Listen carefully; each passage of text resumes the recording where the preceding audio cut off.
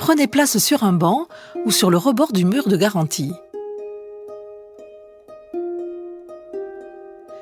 Vous vous trouvez sur le mur de garantie du quartier de la Barre. Ce qui maintenant est une plage était un dédale de rues, de maisons et de jardins au début du XVIIIe siècle. Dès la fin du siècle précédent, les vagues grignotent les falaises et des rochers se détachent de Sainte-Barbe. Le sable et les cailloux charriés par les eaux obstruent l'embouchure du port. La ville périclite et ses habitants plongent dans le désespoir. Les efforts de protection de la ville sont nombreux tout au long du XVIIIe siècle, mais rien n'arrête les vagues. Maison par maison, rue par rue, elles dévorent la ville. En 1835, la ville décide la démolition des maisons du quartier englouti et, dès l'année suivante, lance la construction d'un mur de garantie très en retrait de la mer et terminé en 1840. Long de 400 mètres, c'est celui sur lequel vous vous trouvez.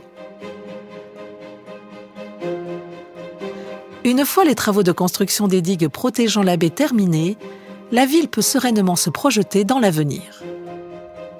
Dès 1876, elle prolonge le mur aménagé en promenade jusqu'à Sainte-Barbe. La jonction est faite en 1932 et la nouvelle promenade est inaugurée en présence de Netta Duchâteau, Miss Belgique et Univers 1931. Ces travaux de protection et d'aménagement du front de mer sont menés parallèlement à ceux rendant la route de Sokoa carrossable. Ce projet exige le renforcement de la falaise.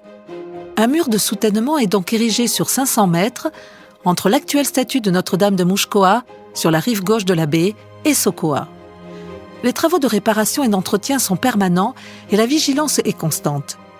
Mais la jetée permet à la ville et au port d'exister.